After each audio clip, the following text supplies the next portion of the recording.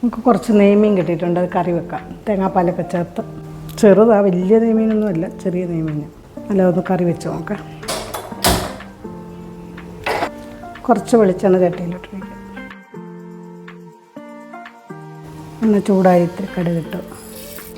കടുക് ഇട്ടാൽ ഇത്തിരി ഉലുവയുടെ ഇട്ടിട്ട്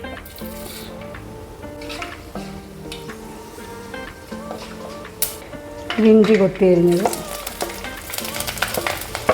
ഇത്തിരി വെളുത്തുള്ളി,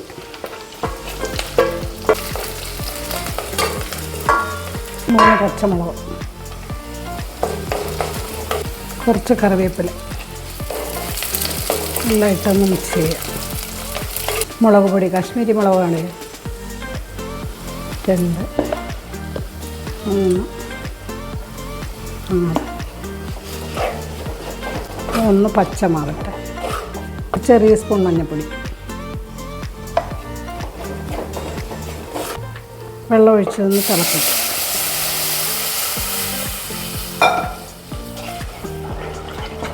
ശകലം കുരുമുളക് പൊടി ഇടും ഇതിനകത്തിടാം.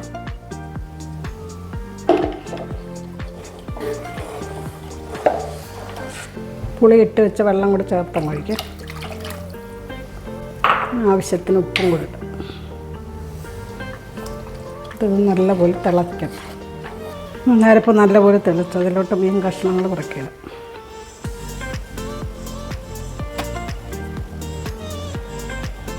ഇതൊന്ന് അടച്ച് വെച്ച് തിളപ്പിക്കാം. അടച്ച് വെക്കാം.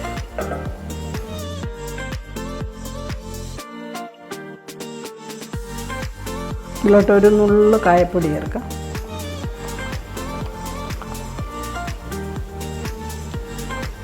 ഇത്തിരി ഉലുവാപ്പൊടി ഇതിലോട്ടിടാം. ഉലുവ അധികം അറുത്തതാണ്. ഈ തേങ്ങാപ്പാൽ ഉപയോഗിച്ച് കറക്കി ഓഫ് ചെയ്യാം.